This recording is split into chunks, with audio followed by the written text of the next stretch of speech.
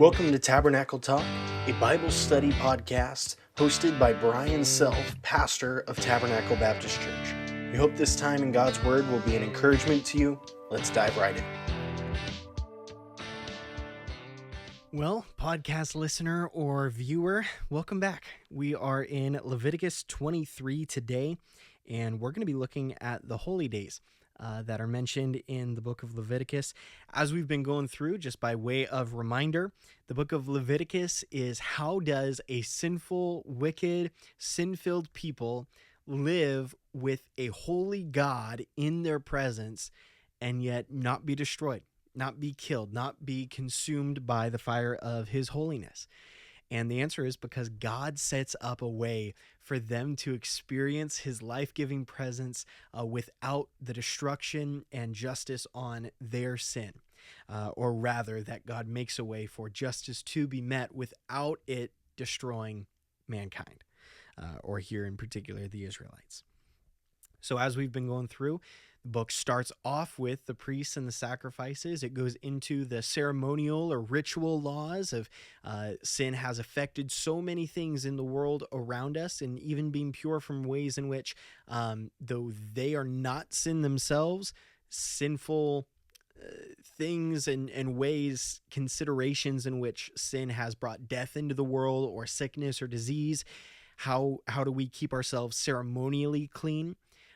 That's brought up in the book. Then there's the Day of Atonement, which is kind of the centerpiece of the entire book. This is the most important thing that happens, is the guilt and sin of all the people of Israel being placed on here these sacrifices, one sacrifice that is slain for the sin of Israel, and one sacrifice that is sent far away and takes the sin elsewhere. And we talked about how Jesus is both of those things for us, and we'll even see the Day of Atonement mentioned here again. And then we saw the moral law of God. And man, what a weighty section, what a needed section for our sin-sick hearts to be able to realize here is the righteous standard of a holy God, and we have all failed, and that's why we need Jesus, our perfect sacrifice, the one who fulfilled every aspect of the law and sacrifices on our behalf. So Leviticus 23 and verse 1. I'll continue going down the slope with you. As we come down from the Day of Atonement, we find the actual moral sins as well, and then we discover more things about the priests. So started with the priests and with the priests. So here in Leviticus 23 and verse 1, Yahweh spoke to Moses, "Speak to the Israelites and tell them, these are my appointed times, the times of Yahweh that you will proclaim as sacred assemblies. Work may be done for 6 days, but on the seventh day there is to be a Sabbath of complete rest." A sacred assembly. You are not to do any work. It is a Sabbath to Yahweh wherever you live. And we talked about this just a little bit on Sunday at our church as we looked at Genesis 1 and 2. We do this because God did this, that we realize that God is the one that works, and we are the ones that rest in his goodness, that he can continue to make our crops grow even if we're not looking. He's the one that can continue to make money moves on our behalf even if we're not picking up the phone and working on a Sunday. It's something that we can give over to him and say, God, there is a time of rest, and I'm going to allow that to be this. So here he says, remember to rest. It's something that God modeled for us, and we can follow his example. Verse number 4, these are Yahweh's appointed times, the sacred assemblies you are to proclaim at their appointed times. The Passover to Yahweh comes in the first month at twilight on the 14th day of the month. Here, remembering what God did in bringing them out of Egypt. He says the festival of unleavened bread to Yahweh is on the 15th day of the same month. So the day after Passover then begins the Feast of Unleavened Bread. He says, for 7 days you must eat unleavened bread. On the first day you are to hold a sacred assembly. You are not to do any daily work. You are to present a fire offering to Yahweh for 7 days. On the seventh day there will be a sacred assembly. Do not do any daily work. Verse 9, Yahweh spoke to Moses, "Speak to the Israelites and tell them, when you enter the land I am giving you and reap its harvest, you are to bring the first sheaf of your harvest to the priest." So the very first thing that buds up and you go, great, I've got barley, I've got grain. He says, he will present the sheaf before Yahweh so that you may be accepted. The priest is to present it on the day after the Sabbath. On the day you present the sheaf, you are to offer a year-old male lamb without blemish as a burnt offering to Yahweh. Its grain offering is to be 4 quarts of fine flour mixed with oil as a fire offering to Yahweh, a pleasing aroma, and its drink offering will be 1 quart of wine. You must not eat bread, roasted grain, or any new grain until this very day, and until you have brought the offering to your God. This is to be a permanent statute throughout your generations wherever you live. So you get the first inkling of the harvest is coming. We're going to have food for my family. I can sell the excess to others so that I can have food for I can have money for what I need for the future. And God says, before you go about being excited about all those other things, he says, first remember who gave you the harvest, who helped the seeds to grow into the ground, that he gave them water enough to be able to sprout up, who made it so the birds didn't steal away the seeds or the animals didn't come and steal away all the possibility of food. He says, remember God. There's been many people that have talked about, even in our giving to the Lord, when do you give? Do you give after you've already, done all the things you wanted with your money, and then whatever's left over you bring to God? Kind of the biblical practice is bring what you have first to the Lord. I know for myself, this is something I got to get in a better habit of, because I always have that exact amount. No matter what I have or don't have or anything, I always make sure that amount goes to God every single time. But sometimes in my busyness and because even some of how I'm paid changed from my previous job to how I get paid at this job, sometimes I forget to do it right at first. And it's something that I do want to follow, even as I read through this, that I remember, okay, God, thank you. You're the one that's provided for me. You've provided for my family. And so I want to honor you with what you've given me. And so I would encourage you in that way. And encourage me to remember to do it. Verse 15, you are to count 7 complete weeks, starting from the day after the Sabbath, the day you brought the sheaf of the presentation offering. You're to count 50 days until the day after the 7th Sabbath, and then present an offering of new grain to the Lord. So he says, so you brought the first, literally the first sheaf that budded, and you brought that to the Lord along with the offering of the lamb and the grain offering. And you said, thank you, Lord, for this. Now, 50 days later, you're supposed to come back and you're supposed to bring a offering of new grain.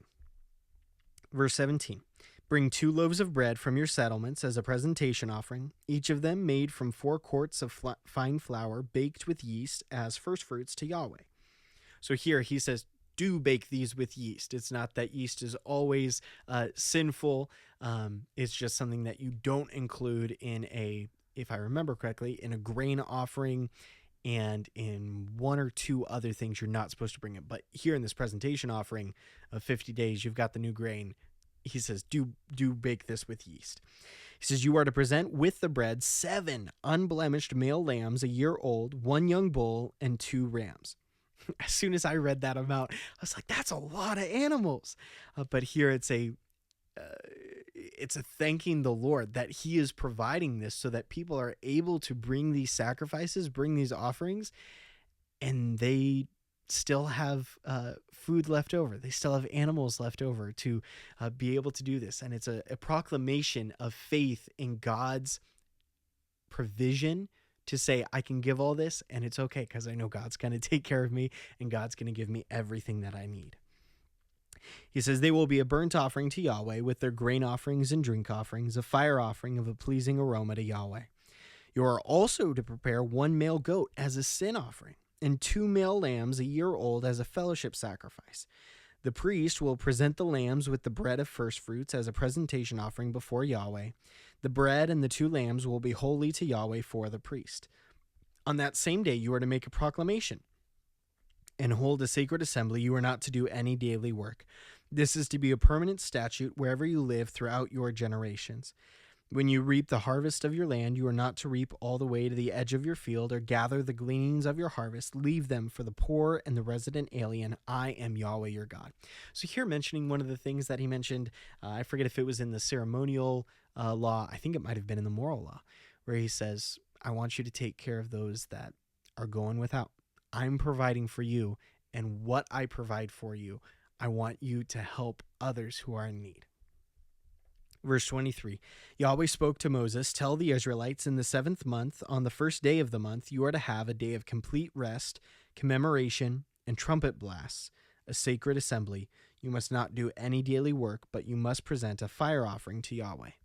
So here he says there's a very, very serious assembly, and this is 9 days before the Day of Atonement. He says 9 days before the Day of Atonement, you get like a bonus Sabbath, complete rest, commemoration, and trumpet blasts. Sometimes referred to, I forget if it's the Festival of Trumpets or something like that. Then verse 26, Yahweh again spoke to Moses, the 10th day of this 7th month is the Day of Atonement. You are to hold a sacred assembly and practice self-denial. You are to present a fire offering to Yahweh. On this particular day, you are not to do any work, for it is a day of atonement to make atonement for yourselves before Yahweh your God.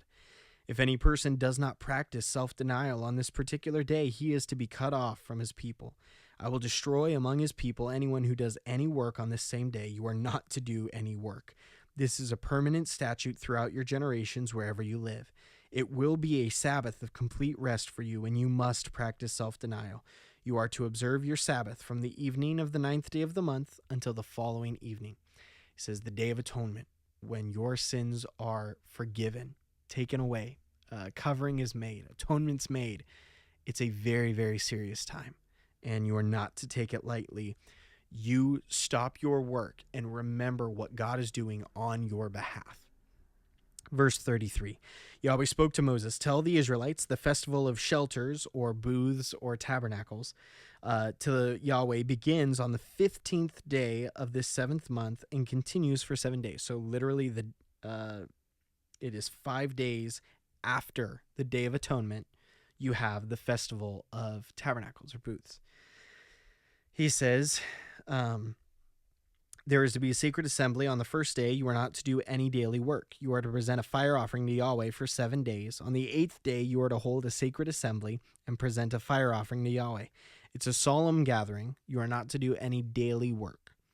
These are Yahweh's appointed times that you are to proclaim as sacred assemblies for presenting fire offerings to Yahweh, burnt offerings and grain offerings, sacrifices and drink offerings, each on its designated day.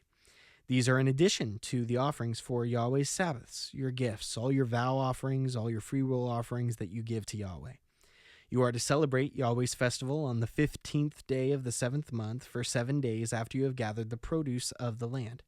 There will be complete rest on the first day and complete rest on the 8th day. On the first day, you are to take the product of majestic trees, palm fronds, boughs of leafy trees, and willows of the brook, and rejoice before Yahweh your God for 7 days. You're to celebrate it as a festival to Yahweh 7 days each year.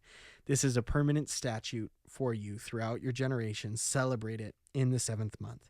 You're to live in shelters for 7 days. You're supposed to make your own tents or tabernacles or booths, just like the Israelites made their booths or tents that they lived in as they were fleeing Egypt as a result of what God did at the Passover. He says, all the native born of Israel must live in shelters so that your generations may know that I made the Israelites live in shelters when I brought them out of the land of Egypt. I am Yahweh your God. So Moses declared Yahweh's appointed times to the Israelites. Here God says, I've got some parties that I want you to observe.